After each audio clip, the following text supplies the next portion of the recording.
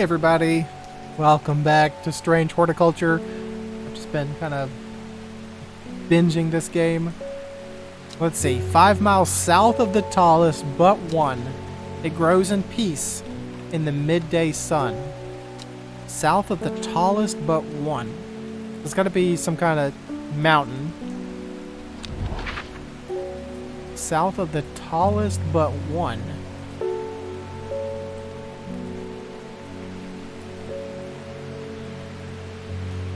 I don't know enough about these.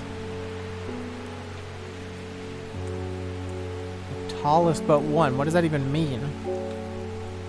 It feels like I need to know more about the area. About the pike. The gable. Oh no, the okay. Never mind. The elevations are on these. Okay. 899 meters. 978 meters.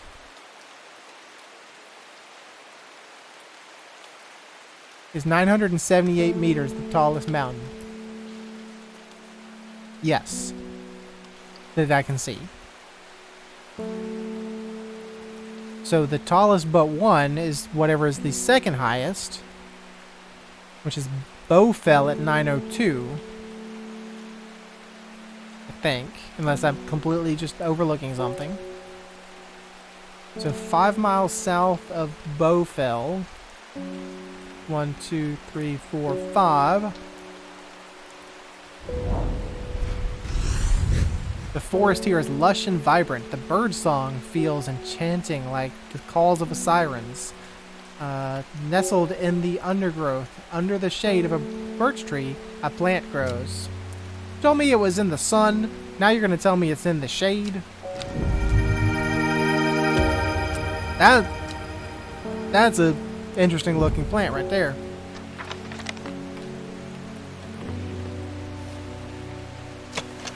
A large blue flower with an odd protrusion. Okay. Hello, Miss Wood. I was able to strip away the swift snare's vines and lift the lid, with more than a little trepidation, I'll admit. To my relief, but also disappointment, the coffin contains nothing but dust. At least that's what I thought at first, but when I looked closer, I discovered a golden amulet embedded in the gray ash. On the back of the amulet is an inscription that says, "With Solomon's scepter I awake." Solomon's scepter, that's a plant, right? You found a weird thing in a coffin. A dusty coffin. That weird amulet says, "I awake." And you want whatever that plant is? I'm not sure that's a good idea, lady. Don't awaken whatever it is. Solomon's Scepter. Also known alarmingly as Hell's Gate and sometimes Solomon's Scorn, the flowers of this plant are commonly used in witchcraft and other satanic practices. Madam, you don't want this. Step away from this. Many sweet-smelling small flowers grow along the stem. Sweet-smelling... No, it's not that. That doesn't have the right flowers.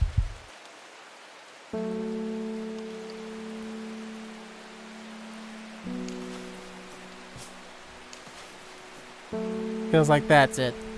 Light purple flowers, the smell is alluring.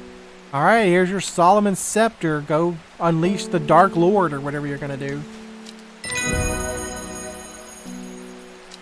Now we got a book entry on Long Verikund. And we'll move the Solomon's Scepter over here because we've identified it. Alright. What's next? Hello, mailman. I heard a shepherd got killed by some wild beast up near the Swinside Stone Circle. They say it slaughtered half his flock as well. People around here don't seem too bothered, but it's got them panicked down Foxfield way.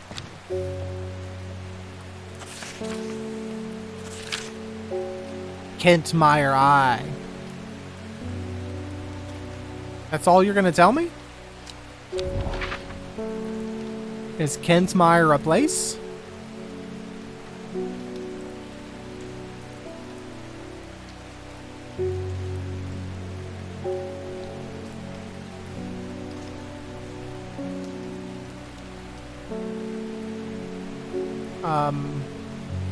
I don't see any place called Kentmire. Oh, they're Kentmere? Excuse me, Kentmere. Well, there's Kentmere. Is the eye the circle around Kentmere? Let's just go to Kentmere. I descend into a pleasant valley where the village of Kentmere is situated. On my way, I pass the Brockstone, or Badger Rock, which has always been popular with local children who challenge each other to scramble up its craggy sides. I make a beeline to the village church, St. Cuthbert's, which is sheltered by ancient yew tree. There are many plants to admire among the headstones and tombs, but sadly nothing extraordinary for me to find today. Okay, so that wasn't where I was going, but I can't travel again yet, so... Kentmere Eye.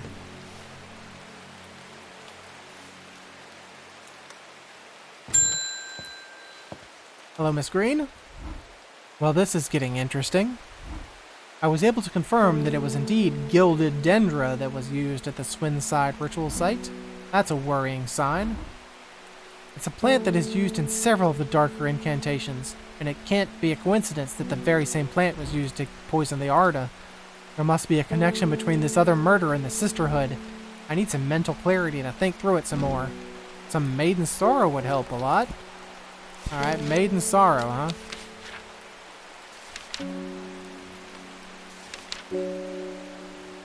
Rubbing the soft leaves of this plant between one's finger and thumb is said to help to prevent the mind from wandering, providing a focusing effect. The flowers of this plant droop mournfully, but it is the thorns along its stem that is thought to lend its name. Okay, so is this a drooping... Oop. Drooping plant with thorns. There you go.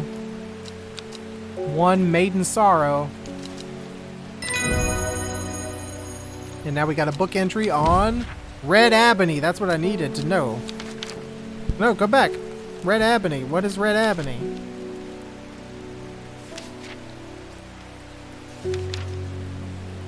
This plant is said to uncover that which is hidden, including buried treasure and secret writings.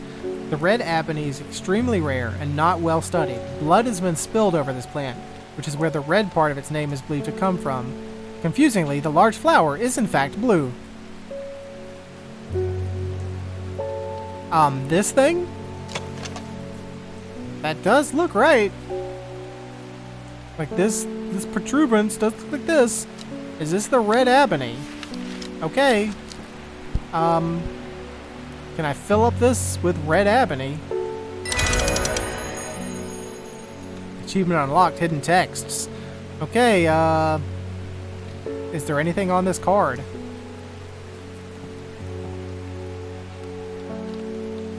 Well, never mind. I thought there would be something on this card. Can I click on it? Can I look on the map? Can I find the Kentmere Eye?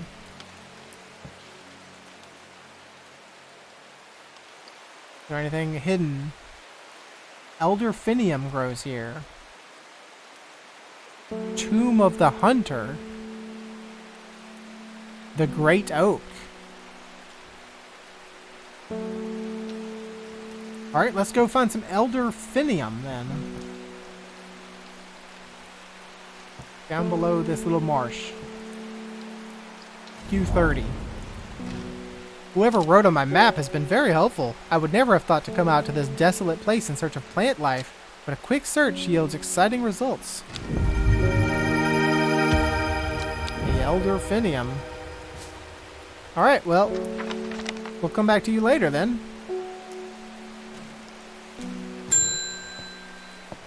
Hello, Mr. Ward. How goes the investigation? It looks like I'm going to have to make a trip to Black Combe. Verona noticed something at the Swinside site that has had me pondering. A piece of slate with a symbol drawn on its back. Can't think of anywhere else around here where you'd get slate from. Isn't that like the hard knob, whatever? Wasn't there a slate mine there? That and Bradley Miller keeps insisting that he saw something up at Black Comb. But then again, Bradley Miller does claim that fairies stole his wheelbarrow. Yeah, this Bradley Miller sounds like quite a character. I'm going to spend a night out in the hills. I want to take some eyebright with me. Wouldn't want anyone sneaking up on me in the dark. Eyebright.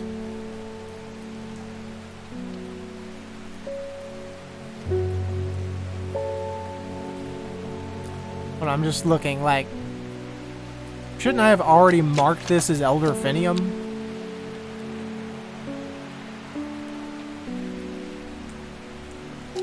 Like, you told me, hey, this is where Elderfinium is, and then I went to go get some Elderfinium. Isn't that it? Anyways, eyebright. Take care not to touch its brightly colored thorns. That looks like brightly colored thorns to me. They will do no lasting damage, but they contain a small amount of venom that will cause a severe pain for several days after. A plant that only grows in the south of warmer climates, where they call it loath after a long-dead king, known to improve eyesight at night in even the darkest places. The thorns look menacing. They are brightly colored thorns. This is the thing you want, sir. And we got something about wild coal. Alright, who's next? Oh, I should have explored. Does it ever stop raining in Undermere? You have a reputation in town for knowing about unusual plants. I need some gray sandfire. Nobody around here seems to even know what I'm talking about, but I hope I'm in the right place. Gray sandfire, sir? Sandfire has a tough outer bark, which has many useful properties. Some chew it as a form of dental hygiene, taking care not to swallow it, as it can cause unpleasant stomach distress. The flame-like tendrils... Okay, I know where that is. Give off a smoky scent, adding to the impression of a roaring fire. Smells faintly of wood smoke, feels like rough glass paper. Well, here you go, sir. This is gray sandfire. Now we got an entry on Ember Soul. Alright, so let's go ahead and take our map back out. Let's explore. Up here was the Tomb of the Hunter and the Great Oak. Let's go to the Tomb of the Hunter, which is in B14.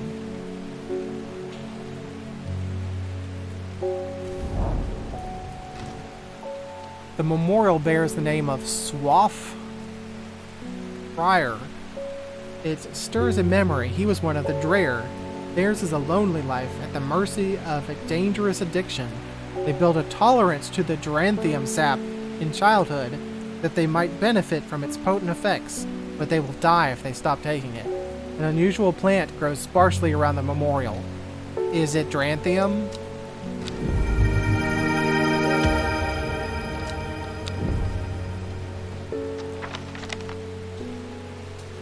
Well, let's go ahead and end the day.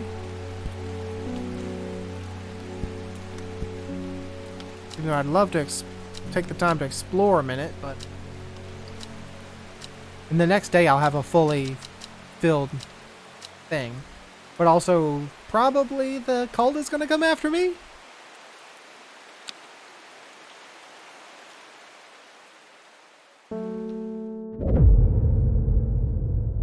Lowick to Ilgill Head, Foxfield to Crinkle Crags. At first she felt free, but it wasn't long before the reality of her situation began to take its toll. She stole food when she was hungry and slept in makeshift shelters, not knowing where she was going, not caring. Eventually she made her way to Grisdale Forest. Oh, is this the backstory of one of the witches? Day 8, Friday. Well, I was supposed to go talk to the cult, but, you know what? We'll keep you out, maybe. Let's go ahead and... Sure. Let's go look at this other last place, the Great Oak, which looks like it's an N9. And then we'll go ahead and end the episode probably after that. A huge tree stands before me, impossibly tall and wide, bigger than I ever could have imagined any living thing might be. Its upper branches graze the sky. Okay, so that didn't actually do anything for me. Okay. Alright, well, let's go ahead and end this episode here. So, thanks for joining me. Hope you enjoyed it, and hope to see you again next time.